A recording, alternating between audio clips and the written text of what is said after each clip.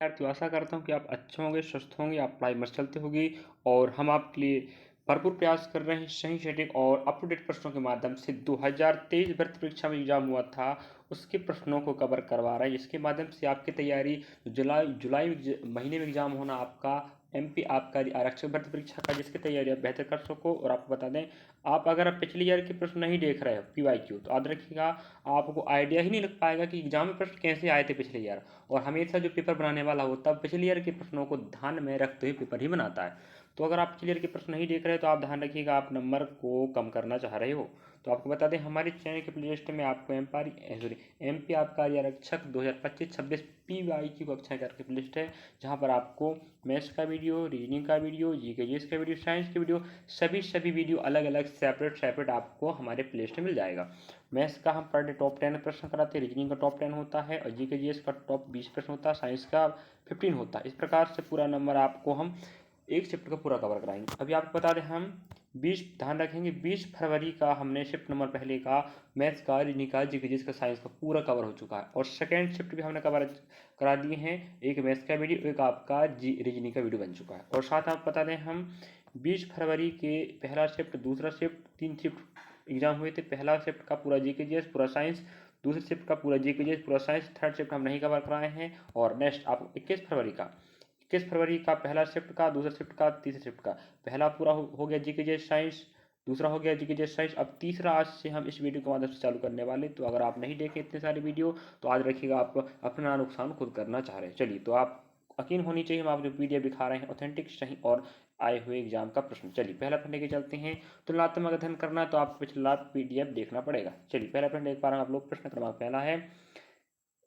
Wrist इस योड आत्मकथा किस पूर्व क्रिकेटर पर आधारित है? याद रखिएगा, इसके पहले भी हमें इस प्रकार की आत्मकथा और पुस्तक का प्रश्न पूछा जा चुका है। मैं बार बार कह रहा हूँ आपको, जो पैटर्न अभी फॉलो कर रहा है, सॉरी 2023 में पैटर्न फॉलो किया था, वही पैटर्न आपको 2025 जुलाई मिलने वाला है। अगर आप नहीं पढ़ते हो सोचिएगा आपका नुकसान होने वाला। तो रिस्ट, ठीक है, रिस्ट एस योड आत्मकथा एक क्रिकेटर पर आधारित पुस्तक का नाम याद रखिएगा। वो ऑप्शन आपको पूछ रहा है, जिसका आंसर ऑप्शन पहले राइट हो जाएगा, GR विश्वनाथ। याद रखेंगे, GR विश्वनाथ इसके क्या है, इस पर आधारित पुस्तक है। और जी कौन है क्रिकेट, याद रखिएगा। ऑप्शन पहला देख पाएंगे, दूसरा ऑप्शन देख सकते हो, तीसरा देख सकते हो, चौथा। चलिए इस प्रकार से नेक्स्ट प्रश्न को चलते हैं। याद रखिएगा, पूरा आपको 20 प्रश्न कवर करना है। और सेकंड पार्ट में आपको हर शिफ्ट का हम 2 पार्ट जीके जैसे होता है, एक जीके जैसे में 20 प्रश्न मिलेंगे, नेक्स्ट में आपको साइंस मिलेगा। सेकंड प्रश्न, 2021 में विश्व में वनों की कटाई किस देश का सबसे बड़ा योगदान है? 2021 में विश्व में वनों की कटाई में किस देश का सबसे बड़ा योगदान है? देखिएगा, मतलब कटाई हो रही वनों की, तो सबसे ज़्यादा कटाई किस देश में हो रहा था ये पूछ रहा। याद रखिएगा, ऑप्शन आपका पहला हो जाएगा ब्राज़ील, राजधानी ब्राजीलिया। इस प्रकार से हमें वनों के पर्यावरण से, इन्वायरमेंटल से हमें प्रश्न पूछा है। और पिछले शिफ्ट में भी पूछा था, इसके पहले पूछा था। ऑप्शन आप एक ब्राज़ील है, बोलिविया है, फिर आपको कांगो लोकतांत्रिक गणराज्य है, फिर चिली है। इस प्रकार से आपका राइट आंसर होगा ब्राज़ील। ब्राज़ील में 2021 में विश्व भर में सबसे ज़्यादा वन काटे गए थे। समझ गए? तो वनों को बचाना भाई। 22 अप्रैल का प्रश्न आया था, क्या मनाते पृथ्वी दिवस। इस प्रकार से आपको पढ़ना पड़ेगा। अगला थर्ड प्रश्न आप देख पा रहे होंगे, IIF health wealth Huron India rich list 2022 में शीर्ष पर कौन रहा? तो आपका आंसर गौतम अडानी। रिच मतलब हो रहा है कि सबसे अमीर व्यक्ति की बात करें, ठीक है, याद रखें, अमीर व्यक्ति की बात हो रहा है। तो रिच मीन्स होता है भाई अमीर। तो IIFL wealth Huron India rich list 2022 की बात हो रहा है। इस समय कौन था, क्योंकि 2023 में एग्जाम हुआ था, है कि नहीं? तो 2023 में एग्जाम हुआ था, 2022 करंट पर पूछा, 21-22 का करंट पर पूछा था। अगर अभी 25 में भर्ती हो रहा पेपर तो समझ जाओ कि 23-24 का पूछेगा। तो आप लोग याद रखिएगा, आपको 23-24 के करंट पर पढ़ना पड़ेगा। अगला प्रश्न आप देखेंगे, प्रश्न क्रमांक चौथा नंबर का। चलिए थोड़ा सा यहाँ पर जगह कम पड़ रहा है, चलिए ठीक है।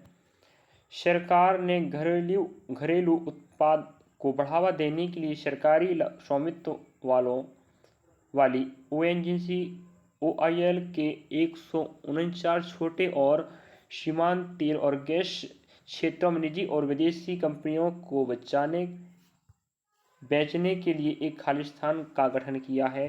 पैनल की अध्यक्षता राजीव कुमार कर रहे थे। मतलब कहने का मतलब ये कि आपका ONGC और OIL एक प्रकार की गैस और तेल से संबंधित संगठन है भारत के, याद रखें। इनकी बात कर रहा है कि यहाँ पर देखो, निजी और विदेशी कंपनियों को बेचने के लिए, याद रखिएगा, ONGC और OIL को सरकार क्या करना चाह रही है, बेचना चाह रही है उत्पादों को। ठीक है, इसके लिए किस कंपनी के साथ उन्होंने क्या किया है, विदेशी कंपनी हो चाहे देश की कंपनी हो, निजी कंपनी हो, इसके लिए एक समिति बनाई गई, याद रखें, उसका नाम था 6 सदस्यीय कमेटी। ठीक है, याद रखेंगे। इसके अध्यक्ष कौन थे, राजीव कुमार, याद रखिएगा। ठीक है, राजीव कुमार थे। चलिए, इस प्रकार से अगला प्रश्न लेके चलते। इस प्रकार देखिएगा, आपको प्रश्न पूछा, अगला प्रश्न देख पाएंगे आप, ऑप्शन भी देख सकते हैं आप लोग। ऑप्शन बी, पहला 9 सदस्यीय कमेटी है, 6 है, फिर 4, फिर 10 है, तो आपका आंसर आ गया 6 सदस्यीय कमेटी बनाई गई थी और इसके राजीव कुमार क्या थे, अध्यक्ष थे। अगला प्रश्न आप देख पा रहे, प्रश्न क्रमांक 5 नंबर है और यहाँ पर हम प्रश्न कह रहा देखिएगा कि कौन सी समिति राष्ट्रमंडल खेलों, एशियाई खेलों और ओलंपिक खेल के लिए प्रत्येक उच्च प्राथमिकता और प्राथमिकता अनुशासन की मुख्य संभावित सूची की जांच करेगी। तो ऑप्शन आपका होना चाहिए option B right, Abhinav Bindra समिति, याद रखेंगे। अभिनव बिंद्रा याद रखना विद्यार्थियों, ये आपके ओलंपिक खिलाड़ी रह चुके हैं और एकल स्पर्धा में, याद रखिएगा, स्वर्ण पदक, ध्यान रखेंगे, एकल स्पर्धा में स्वर्ण पदक जीतने वाले भारत के पहले खिलाड़ी बने हैं। उसके बाद नीरज चोपड़ा जी 2020 टोक्यो ओलंपिक जो 21 में हुआ था कोरोना काल के कारण, वहाँ पर एकल स्पर्धा स्वर्ण पदक जीते थे। ठीक है, तो पहली बार अभिनव बिंद्रा, याद रखें, एयर राइफल, याद रखिएगा। इस प्रकार से इन्हें क्या बनाया गया है, इस सूची का प्रमुख बनाया गया है जो जांच करेगी। समझ गए नहीं? चलिए, अभिनव बिंद्रा ऑप्शन पहला, शेखतकर समिति, अभिनव बिंद्रा समिति, विश्वनाथन समिति और Bhupen Yadav committee. Option B आपका राइट हो जाएगा, क्या, अभिनव बिंद्रा समिति। अगला प्रश्न आप देख पाएंगे, लास्ट प्रश्न तक देखना भूले विद्यार्थियों, याद रखिएगा। आपके लिए तो प्रयास कर रहे हैं, ऑफलाइन क्लास भी हम संचालित करते हैं, ऑनलाइन भी, ऑनलाइन रिकॉर्डेड वीडियो। तो ऑफलाइन में हम पढ़ाकर आपके लिए समय निकाल के आपको अवगत करा रहे हैं कि आप इस प्रकार प्रश्न आता है। अगला, निम्नलिखित में से किस भारतीय PhD छात्र ने पाणिनि कोड को हल किया है, देखिएगा, आपको पता होनी चाहिए, प्रमुख गणितज्ञ है आपके पाणिनि, तो पाणिनि कोड को हल किया क्या रहा, ठीक है। तो ऑप्शन आपका हो जाएगा राइट पहला, कौन आपका हो जाएगा, ऋषिराज पोपट।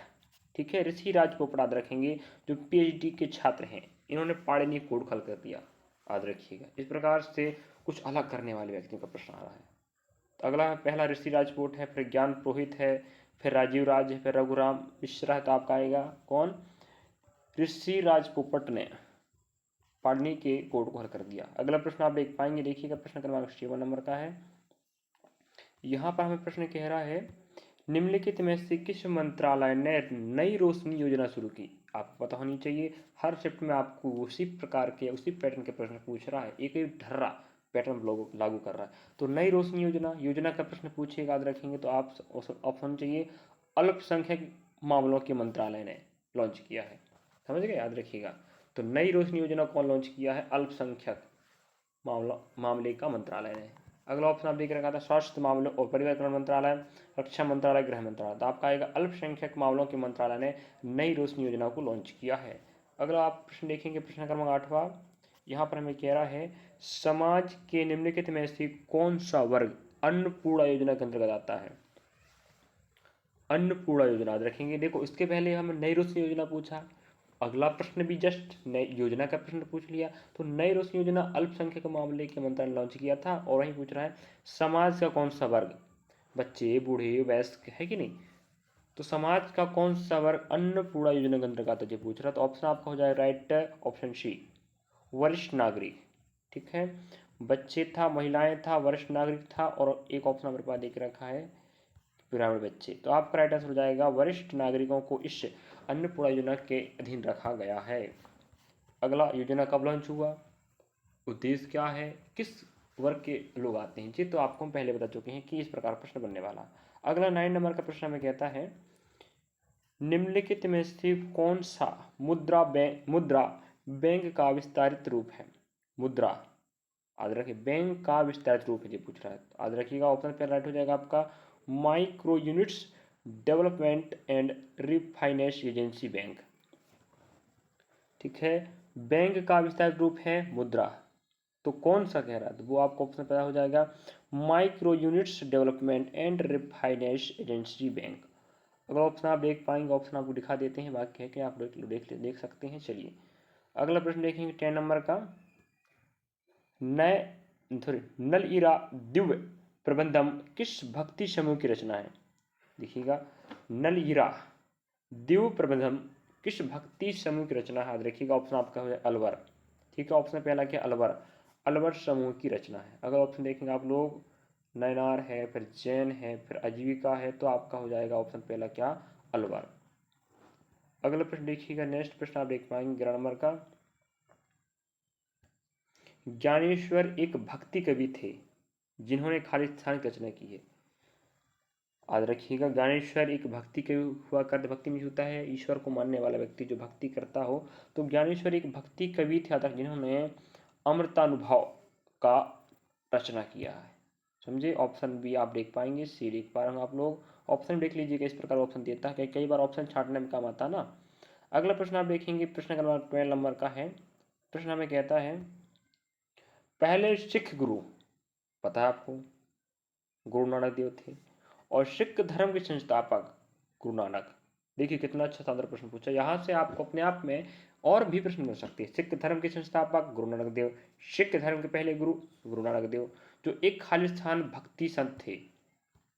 ठीक है, निर्गुण, आंसर क्या होगा, निर्गुण। ठीक है, तो गुरु नानक देव सिख धर्म के पहले गुरु माने जाते हैं, और इस धर्म में 10 गुरु याद रखेंगे। और इन धर्मों का प्रमुख है, एक त्यौहार आता है बैसाखी, तो आप जानते होंगे। ठीक है, तो निर्गुण कवि संत हुआ, भक्ति संत हुए थे कौन, गुरु नानक देव, और 10 गुरु याद रखेंगे। चलिए ऑप्शन में आप देख पाएंगे, सगुण है, निर्गुण है, अलवर है, अद्वैत है, तो ये कौन है, निर्गुण भक्ति कवि हुआ करते, संत हुआ करते थे। अगला प्रश्न आप देख पाएंगे, प्रश्न नंबर 13 है, गांधी जी का सर्वोदय से क्या तात्पर्य था। सर्वोदय, गांधी जी ने एक शब्द प्रयोग किया था, हम आपको बापू, आपके राष्ट्रपिता भारत के, तो गांधी जी ने एक शब्द प्रयोग किया, याद रखें, जिसका नाम क्या था, सर्वोदय। ठीक है, इसके बारे में कह रहा है कि इसका तात्पर्य क्या है, अर्थ क्या, याद रखिएगा, अछूतों या दलितों का उत्थान। समझे, इसका क्या था, अर्थ था। चलिए ऑप्शन भी आपका राइट हो जाएगा। अगले प्रश्न की बात करें तो आप देख पाएंगे, ऑप्शन आप देख लीजिए भाई, लेकिन है कि नहीं, ऑप्शन देखेंगे जिससे आपके पास ऑप्शन के हिसाब दिमाग में लगेगा कि इस प्रकार का प्रश्न पूछता है, ऑप्शन देकर। नेक्स्ट प्रश्न आप देख पा रहे होंगे 40 नंबर का है। यहाँ पर हमें कहता है, अर्थशास्त्र का प्रश्न आया है, देश की अर्थव्यवस्था का विश्व अर्थव्यवस्था के साथ एकीकरण क्या कहलाता है। मतलब देश की अर्थव्यवस्था का विश्व की अर्थव्यवस्था के साथ एकीकरण, मतलब एक साथ करना, क्या कहलाता है, विमुद्रीकरण, कानून बनाना, निजीकरण। तो ऑप्शन आप देख पाएंगे, नेक्स्ट नंबर देखिएगा, ऑप्शन आप पर रखा है डी, भूमंडलीकरण कहलाता है। क्या कहलाता है, भूमंडलीकरण रखेंगे। ठीक है, चलिए, किसका, देश और विश्व की अर्थव्यवस्था को एक करना, भूमंडलीकरण कहलाता है। इस प्रकार अर्थव्यवस्था का प्रश्न पूछा है। नेक्स्ट प्रश्न हमें कहता है, देखिए 50 नंबर का, यहाँ पर हमें प्रश्न कह रहा है, आधार वर्ष की कीमतों पर मूल्यांकन अंतिम वस्तुओं और सेवाओं के उत्पादन की गणना क्या है। कहने का मतलब ये है कि ये जो टर्म है, जो शब्द है, अर्थशास्त्र के याद रखिएगा, तो वही कह रहा है, आधार वर्ष की कीमतों पर मूल्यांकन और अंतिम वस्तुओं और सेवाओं के उत्पादन की गणना को कहते हैं जीडीपी। वो भी कौन सा वाला, वास्तविक, याद रखेंगे। ठीक है, सकल घरेलू उत्पाद, gross domestic product, gross domestic product, सकल घरेलू उत्पाद रखेंगे। ठीक है, इस प्रकार से जीडीपी, एनजीडीपी, ठीक है, इस प्रकार से आपको सब चीज़ें पता होनी चाहिए। अगला प्रश्न आप देखिएगा 16 नंबर का कहता है, नई आर्थिक नीति सुधारों के दौरान प्रधानमंत्री कौन थे। देखिएगा, याद रखना भाई, नई आर्थिक नीति की बात कर रहा है, तो 1991 में सुधार हुआ था, जब भारत में पहली बार नई आर्थिक नीति लॉन्च हुई, तो 1991 हुआ था। उस समय आपके वित्त मंत्री कौन थे, याद रखिएगा, माननीय डॉक्टर मनमोहन सिंह। समझे, और वही याद बात रखना है, नई आर्थिक नीति सुधारों के दौरान प्रधानमंत्री कौन थे, पूछा, ऑप्शन आपका रहेगा पीवी नरसिम्हा राव, पीवी नरसिम्हा राव, ये आपका आंसर हो जाएगा। इंदिरा गांधी, पीवी नरसिम्हा राव, राजीव गांधी और मोरारजी देसाई था। तो आपका ऑप्शन राइट हो जाएगा बी नंबर का। क्या पीवी नरसिम्हा राव क्या थे? उस समय प्रधानमंत्री के प्राइम मिनिस्टर के पद पर आसीन थे जब नई आर्थिक नीति 1991 लॉन्च हुआ था। ये भी अर्थशास्त्र का प्रश्न हुआ। इतिहास का, भूगोल का, राजनीति का, अर्थशास्त्र का, खेल का, करंट अफेयर्स का, समसामयिक घटनाओं का, जिसे बोलते करंट अफेयर है कि नहीं, तो सभी चीज़ यहाँ पर कवर हो रही हैं। चलिए अगला प्रश्न आप देख पाएंगे 30 नंबर का है। सो 30 नहीं 17 है कि नहीं। चलिए, वैश्वीकरण के तहत श्रम, पूंजी और माल के प्रवाह को किन परिस्थितियों में रखा गया है? मतलब वैश्वीकरण की बात हो रहा है, मतलब वैश्वीकरण विश्व के साथ मिलकर वैश्वीकरण कहलाएगा। श्रम, पूंजी, माल के प्रवाह को किन परिस्थितियों के में रखा गया है? पहला ऑप्शन देख पाएंगे आप लोग, को नियंत्रित, वर्जित। तो आपका ऑप्शन होगा सी, निःशुल्क। किस रूप में रखा गया? निःशुल्क। ऑप्शन है डी। इस प्रकार देखिए, थोड़ा सा मतलब प्रश्न के हिसाब से ऑप्शन बनाया भाई, है कि नहीं। तो रहेगा निःशुल्क। तो श्रम, पूंजी और माल के प्रवाह को निःशुल्क रखा गया है जी, आपका ऑप्शन होनी चाहिए राइट। अगला देखिएगा, प्रश्न क्रमांक आपका 18 है। यहाँ पर हमें कह रहा है लाल कृष्ण आडवाणी को किस अनुच्छेद के तहत भारत की नागरिकता मिली थी? याद रखना, लाल कृष्ण आडवाणी जी प्रमुख लेखक और कवि हैं, ध्यान रखेंगे। भारत के लिए अनेकों पुस्तकों ने लिखा है और इन्हें भारत रत्न भी दिया गया, याद रखें लाल कृष्ण आडवाणी जी को। तो लाल कृष्ण आडवाणी जी को कह रहा है अनुच्छेद किसके अंतर्गत भारत की नागरिकता मिली थी? तो ऑप्शन आप देख पाएंगे, ऑप्शन बी आर्टिकल नंबर 6। ठीक है, आर्टिकल नंबर 6 के तहत भारत में रह सकते हैं या उनकी नागरिकता दिया गया है लाल कृष्ण आडवाणी जी को। इस प्रकार संविधान का प्रश्न आर्टिकल नंबर पूछा आपको। अगला आर्टिकल आप देख सकते हैं, आर्टिकल 5, आर्टिकल 6, आर्टिकल 3 और 4 था। तो आर्टिकल 6 के तहत आपको मतलब नागरिकता मिल सकती है या लाल कृष्ण आडवाणी जी को मिला था। अगला आप देख पा रहे होंगे 19 नंबर का, संसद को कितनी जल्दी राष्ट्रीय आपातकाल की घोषणा की मंजूरी देनी चाहिए? मतलब संसद में ही तो पारित होता है कोई भी नियम अधिनियम, है कि नहीं। और जो आपातकाल, राष्ट्रीय आपातकाल होता है वो संसद में सहमति से ही लागू होता है। तो वही कह रहा है, संसद के 3 अंग होते हैं, राज्यसभा, लोकसभा, राष्ट्रपति। तो संसद में सदनों में बैठक होगी, मतभेद होगा और सहमति दर्शाई जब आपातकाल लगता है। तो भारत में राष्ट्रीय आपातकाल 3 होते हैं, आप सॉरी आपातकाल 3 होते हैं, राष्ट्रीय आपातकाल, वित्तीय आपातकाल और राष्ट्रपति शासन।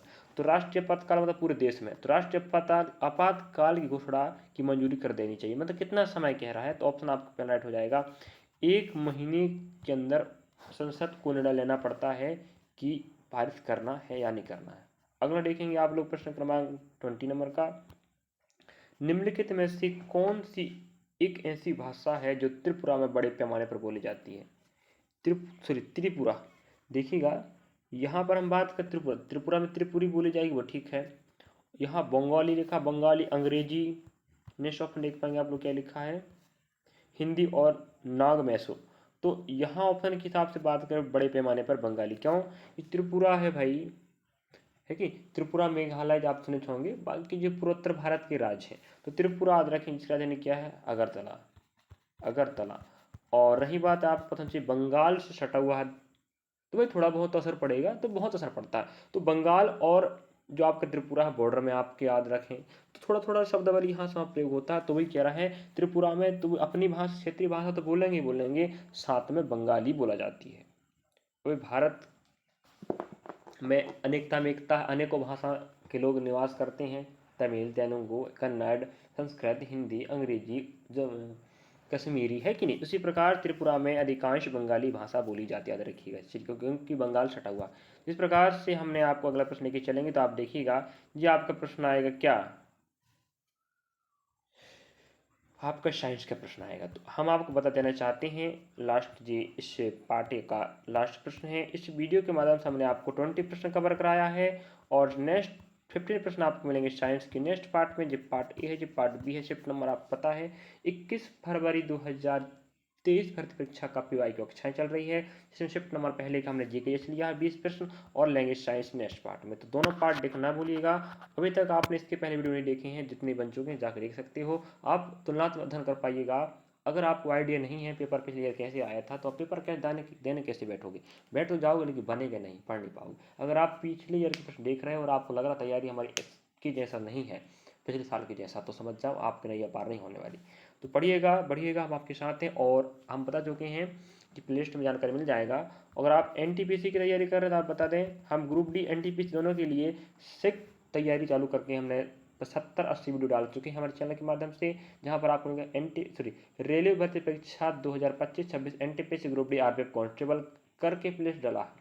और कांस्टेबल के जिस प्रकार से हमने प्रश्न पढ़ाए थे वैसे प्रश्न आए थे, इसलिए बोलते हैं आपको विश्वास के साथ जाकर देखें और पढ़ें अगर पढ़ना चाहते तो। चलिए मिलेंगे नेक्स्ट पार्ट में नेक्स्ट वीडियो के साथ। Thank you for watching. और वीडियो अच्छा लगा तो लाइक सब्सक्राइब शेयर करना भूलें विद्यार्थी, बड़ी मेहनत और समय देना पड़ता है आप लोगों के सहयोग के लिए, तो आप भी सहयोग करते रहें, हम आपका सहयोग करते रहें।